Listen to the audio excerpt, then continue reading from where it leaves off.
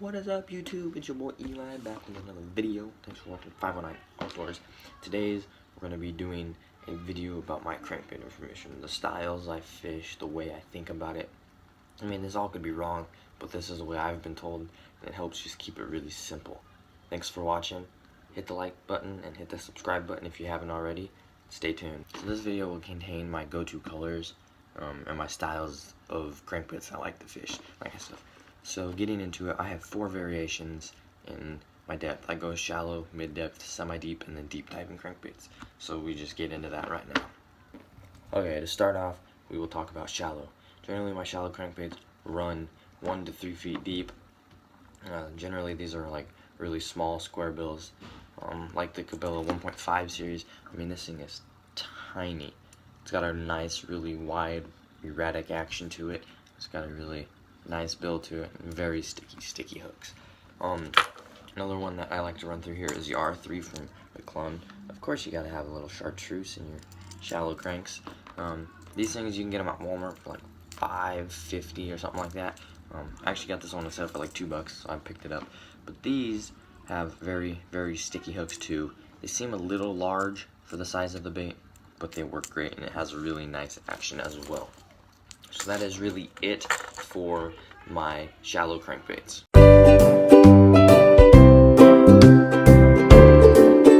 So going back into my mid-depth range, I generally fish a little bit bigger square bills and even some smaller rounded bills. A rounded bill, for example, would be this DT6 in a shad color with the red stripe down the back. That feature, I have this crankbait without that feature. For some reason, it doesn't catch as many fish as with the line. So that is a big player in my mid-depth running crankbaits. So once you get above that, I'll even go to, like I said, a bigger square bill. I will pick up like a KVD 2.5. This is the chrome shad color. This thing, I can't wait to fish it. I will using this as an example because I don't have any of my other big crankbaits, my other big square bills with me, but this is a very nice crankbait with very sticky hooks, nice solid body with some quiet rattles in there, and a nice thick bill. The other square bill series that I fish are the Stormarashis. This is the 5 in a crayfish color. It's got the auto tuning bill on there. I'm not sure how good it works because I have not fished this particular one, and each one swims a little differently with the auto tune. My first thoughts on this bait were really nice. It's got a really nice body. It's really smooth. It's really thick feeling. It feels like an all-around good crankbait. The only downfall I have noticed is that the lips on them, not the blades, are very thin.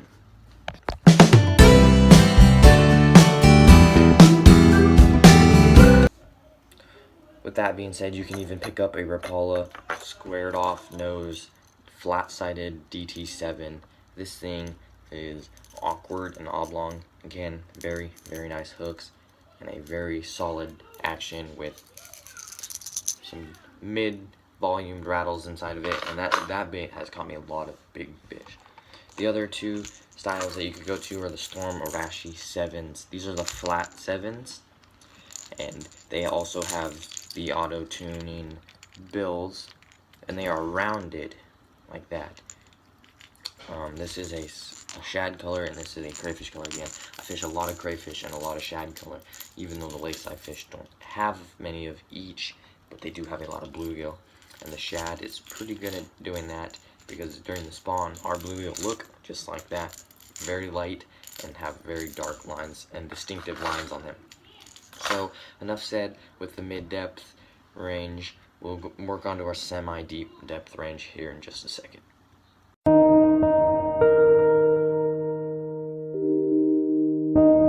Okay, so my semi-deep crankbaits, I like to run them 9 to 15 feet. Like, take for example, December's Lucky Tackle Box Clearwater flat-sided crankbait that came in the mail. This has a unique bill shape that I had never seen before. This has a very slow but wide action when it's going through the water. Comes with very sticky hooks and a nice loud rattle in it that you can hear from above the water. That'll be a key player when the water starts cooling down back in the fall. This FF Square Lip is a bomber series. This goes down to 9 feet. And for those baits that I have that do not have an engraved depth rating on the bill, I will take a fine point Sharpie and write on them. This thing has really loud rattles. I do recommend changing the hooks out on any bomber series bait that you get. Because the hooks are not very good, they will bend fairly easily. I can bend these ones with just my fingers, and that will lose you some fish. Another really good one I like is the Rapala DT10. This thing is in the bass color. I have 3 in this color alone. I love fishing them because they do have that unique balsa wood action. Again, Rapala, very sharp hooks, very sturdy bill, and very great paint on the baits themselves. So that's pretty much it for my mid-depth range crankbaits. Now we'll get into my deep diving crankbaits here in just a second.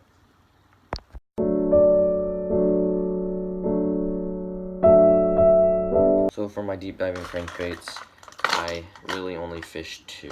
I fish the Rapala DT16s. This is another shad color. Again, they have the really sticky hooks, good paint finish on them, and they have the really nice bill. This one has actually caught me a couple muskie on this one last summer, and it is a very big ball player in my game. The other one, when I want to go a little bit more realistic, I will pick up the TDD70 from Live Target. This is a bait ball, and it has a very lifelike action with some very loud rattles and a really thumpy-ish action, and it has caught me my first deep diving fish ever, and it happened last year, and I got really comfortable and went and spent a ton of money on crankbaits, and now I have a decent selection that this and another box, and I won't have to buy any more for a while. So that is pretty much it for my information I have for you. I will go over line and rods in just a second.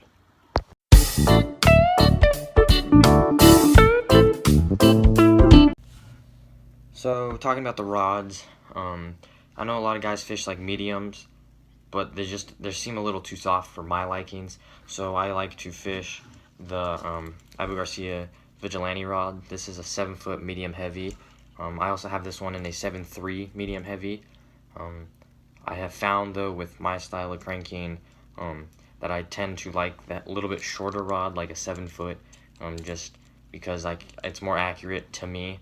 It feels like I don't have anything against the 7.3 other than it seems like it's longer than it should be for its strength in the rod body, so it kind of like gets sloppy towards the end of the cast and it'll start hooking. That's the only downfall with going a little bit bigger. I'm not saying that I haven't used some nicer rods that are 7.6 that do work phenomenal, but again, you're spending more money for that quality, and this is a $40 rod that works fantastic. It's a solid foam handle though. I like the split grips. With the split grips really are just a personal preference kind of thing, and I like split grips. I haven't decided if I like the foam up on the front of the reel or in the back too, but I do know that the split grip is definitely something that I enjoy fishing more than. So now that we've talked about the rod, the baits, and what depth I consider what when I'm fishing them, probably the most important part to it is line. Yeah, without the right rod it's hard, but without any line at all, you're not catching fish. So we can talk about the most important aspect in the fishing world, to me. This is my opinion. So for my shallow to mid-depth crankbaits and jerk baits like this one, this is a Rapala custom colored one. I will generally run 8-pound fluorocarbon. This is 8-pound monofilament for some reason. Oh, I went kokanee fishing and had this line on this reel. Yeah, so 8-pound fluorocarbon on those, just because they are a little bit lighter, need that lighter line to get them down to the depth out of the package. Not changing out the hooks, adding weight, taking weight off, that kind of stuff. Just straight out of the package, I will fish 8-pound fluorocarbon for those. When you get to deep or semi-deep to deep diving crankbaits, I will go to a 12-pound. Just that way it's little bit beefier line for the little bit beefier baits. So that's just kind of how I've always worked that system after I switched from monofilament and braid to fluorocarbon and braid. Occasionally monofilament, like fishing small topwater baits that I want to fish on a casting rod instead of like a spinning rod.